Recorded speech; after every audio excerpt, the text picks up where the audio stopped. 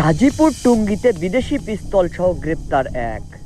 হানিফ ডালি, গাজীপুর প্রতিনিধি, BBC Bangla TV.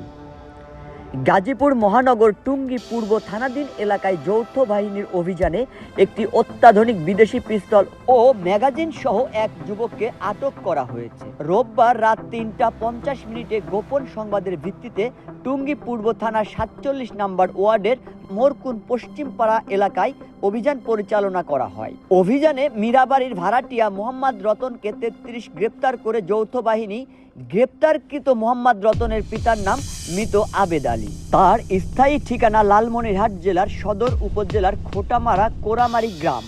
অভিযানে রতনের হেফাজত থেকে অবৈধভাবে রাখা একটি অত্যাধুনিক বিদেশি পিস্তল উদ্ধার করা হয়। পিস্তলের বডিতে স্পষ্ট অক্ষরে M1911 AIUS আর্মি লেখা খোদাইকৃত রয়েছে।